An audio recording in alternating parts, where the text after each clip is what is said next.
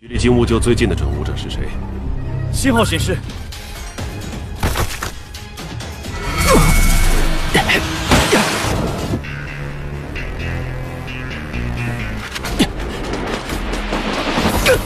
这是事先计算好的。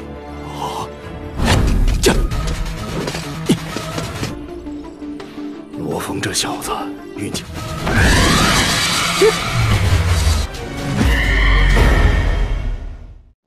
Halo semuanya, selamat datang di Semangat Movie. Bagaimana kabar kalian semua? Semoga dalam keadaan baik-baik saja. Di video kali ini, seperti biasa, kita akan melanjutkan dua seri Swallowed Star, yang dimana pada part sebelumnya, Luofeng mengikuti penilaian pertempuran. Yang di sini, Luofeng memperhatikan ada sebuah burung gagak emas, yang lalu ia akan melakukan serangan terhadap burung itu. Apakah Luofeng akan berhasil mengalahkannya? Tidak membuang waktu, langsung saja kita ke ceritanya.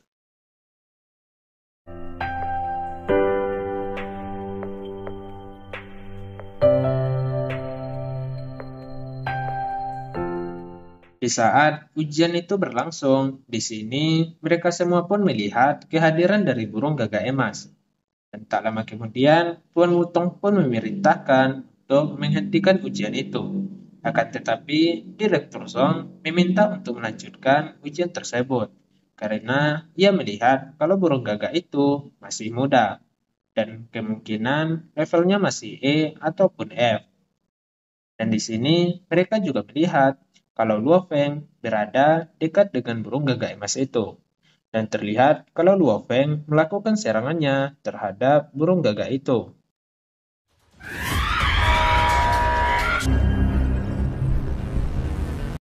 一般只有 H 这 F 级的怪兽活动。不，考核继续。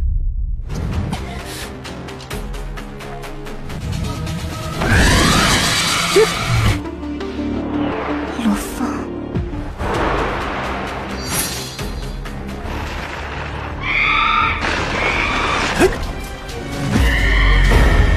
金兀鹫就不可战胜了吗？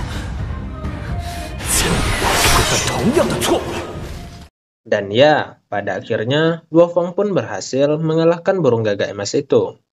Dan pada awalnya, Tuan Wutong memperkirakan kalau Luofeng ini dalam semua serangannya hanyalah kebetulan saja, dan juga hanya keberuntungan Luofeng saja.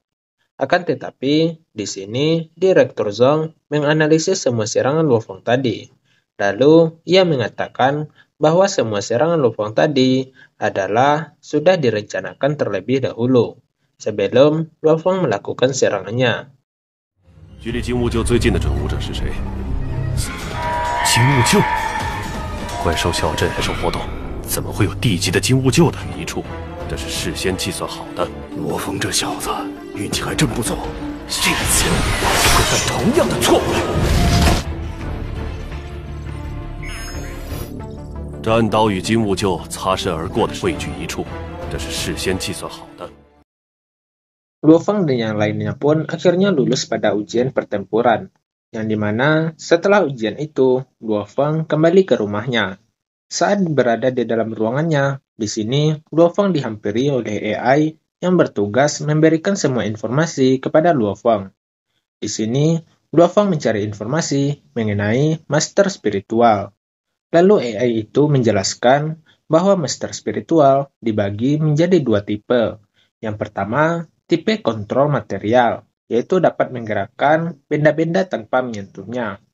Yang kedua adalah Master Spiritual, tipe serangan agresif, yang dimana tipe ini dapat langsung menyerang ke mental lawan. Setelah hal itu, Luofeng meminta kepada AI tadi untuk membuka daftar belanjaannya, yang di sini Luofeng ingin membeli buku teknik serangan, yang dimana AI tadi memperlihatkan buku-buku teknik serangan, yang ternyata harganya sangatlah mahal. Lalu AI tadi menjelaskan bahwa buku-buku ini dibagi menjadi 6 bagian, yang berdasarkan pada levelnya, yang dimana buku-buku ini berdasarkan kepada Hong yang merupakan praktisi terkuat di dunia. Setelah hal itu, Luofeng pun meminta informasi mengenai buku teknik pedang guntur 9 tingkatan, Walaupun Luo Feng mengetahui bahwa teknik ini sangatlah sulit, akan tetapi Luo Feng berprinsip jika tidak ingin menjadi praktisi nomor 1, maka kamu bukanlah orang yang berkualitas.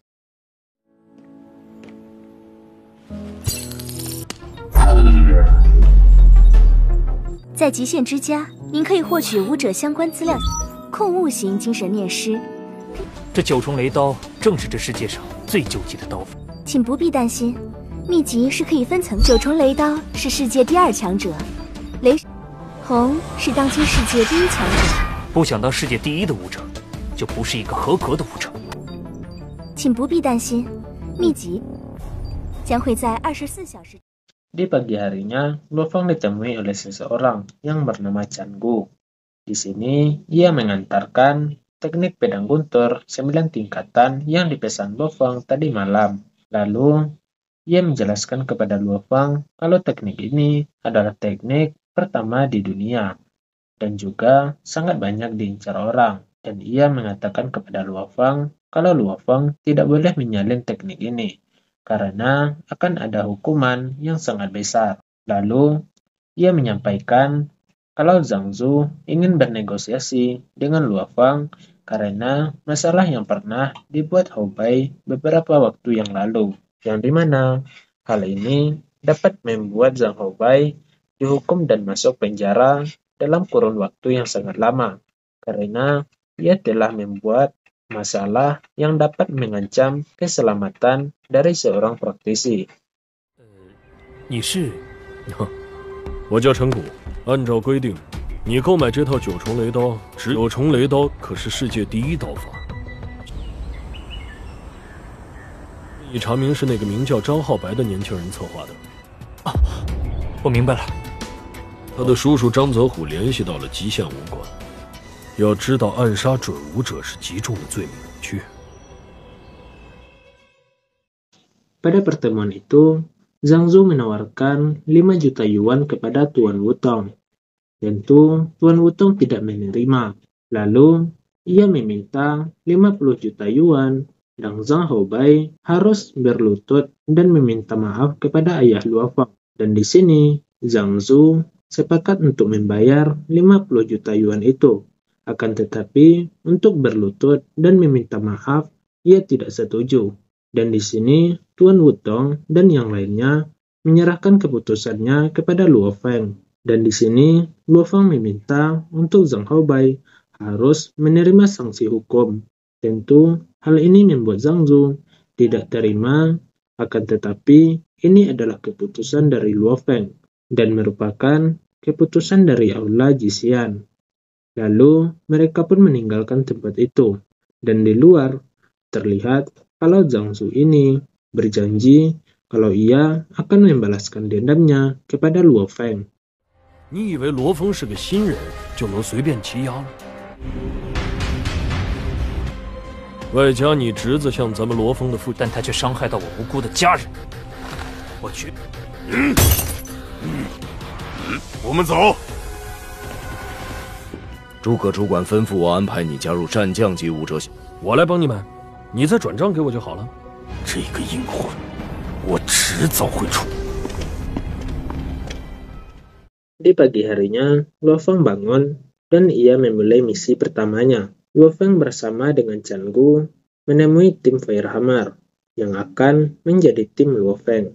Di sini ada Gao Feng yang merupakan kapten dan Chan Gu menjadi wakil. Lalu ada Wei Tei, Wei King, lalu juga Zheng Ke, manajer Wang dari HR Alliance, mengatakan kalau tim relawan yang mereka kirim memberikan sinyal serangan dan tidak dapat dihubungi lagi. Di sini mereka meminta bantuan kepada tim Firehammer. Dan tak lama kemudian, tim Firehammer ini tidak membuang waktu, langsung pergi ke tempat itu. 正式加入火锤小队的第1天，你中奖了。劳烦各位把他们救回来。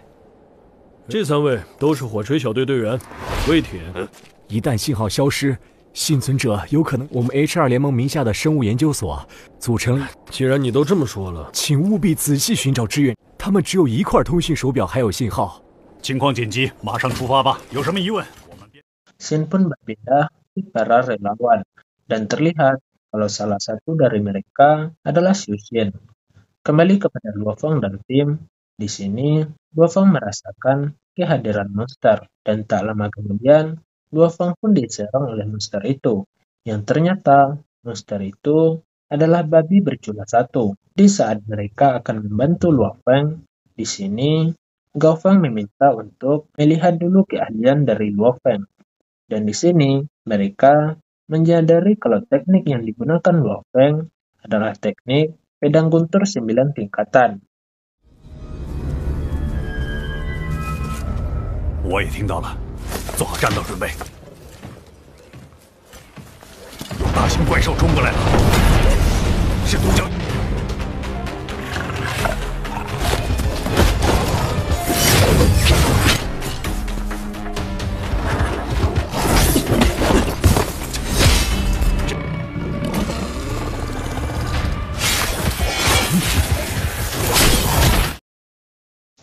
Akhirnya, Luo Feng berhasil mengalahkan monster itu. Dan di sini, Kapten pun memuji Luo Feng karena berhasil mengalahkan monster tingkat tinggi. Dalam hal ini, Luo Feng belum mengetahui tingkatan dari para monster. Dan dijelaskan kalau tingkatan para monster dimulai dari level prajurit, jenderal, dan tertinggi adalah master. Dan juga diberitahu kepada Luo Feng kalau setiap tingkatan itu dibagi menjadi junior, menengah, dan tinggi. Tak lama kemudian, mereka pun diberitahu mengenai orang-orang yang ikut dalam relawan itu. Dan terlihat kalau Xiu Xian juga salah satu dari relawan itu, yang dimana hal ini tentu membuat Luo Feng khawatir. 你杀的，这独角自然归你了。没有发现人影，这应该是他们设下的诸多陷阱之一。 高级兽兵，就是外界说，许昕，怎么会？走，加快救援速度，尽早到达目的地。王经理，刚刚我跟你提。 Sesampainya Luo Feng dengan tim di perbatasan, mereka pun berpapasan dengan Zhang Zhou dan juga temannya. Dan di sini kita dijelaskan kalau Zhang Haobai telah ditangkap, dan terlihat kalau Zhang Zhou sangat dendam kepada Luo Feng dan juga yang lainnya. Di saat tim Firehammer telah pergi, di sini Zhang Zhou melaporkan kepada kaptennya kalau tim Firehammer ini akan pergi ke tempat para relawan, yang dimana di sana juga terdapat tim mereka, yaitu tim Huya. 听到没有？救人！看来他们要去的是，可能是小队又发生了什么意外，我们得。 这么差，你侄子现在还好吗？不知道，我们得通知队长一声。又有 Tim Firehammer pun menemukan sebuah perangkat ultrasonik yang digunakan untuk memancing para monster. Lalu, mereka juga menemukan sebuah jam yang dikenali oleh Luo Feng kalau jam itu adalah milik Xiu Xian. Tak lama kemudian, Kapten tim Huya pun mengaktifkan perangkat ultrasonik yang ada di sana, yang menyebabkan para monster itu memburu tim Firehammer. Lalu Kapten tim Huya pun menyuruh anak buahnya untuk mengawasi mereka.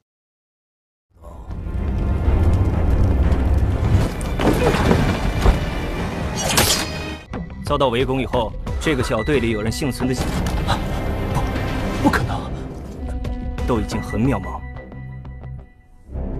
别乱动，我来帮你。好家伙，我们为你准备了。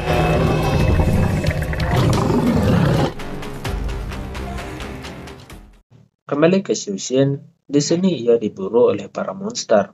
Lalu, Xiu Xian pun bersembunyi di sebuah bangunan. Akan tetapi, salah satu dari tim Huya pun sengaja menembak pintu yang ada di sana, yang membantu monster itu masuk ke bangunan itu. Lalu, menyebabkan Xiu Xian dalam bahaya, yang dimana monster itu mengintai Xiu Xian.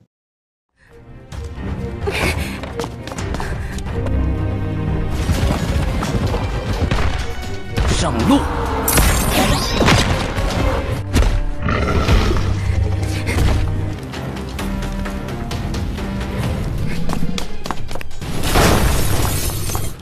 枪声，在那里。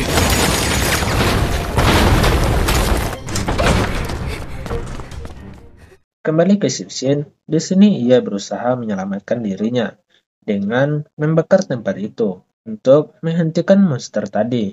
Akan tetapi, hal itu tidak berhasil. Di saat Xiuxian hampir ditangkap oleh monster itu, Duofeng pun berhasil menyelamatkannya. Tak lama kemudian, para monster tadi kembali dan mengejar mereka. Di sini, mereka pun lari ke sebuah gedung, dan cerita pun bersambung.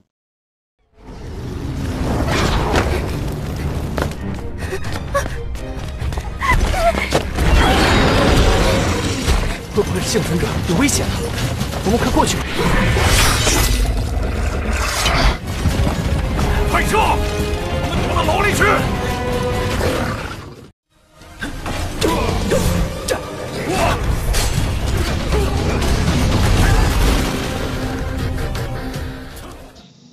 Pada pertemuan selanjutnya, mereka akan berhadapan dengan para monster.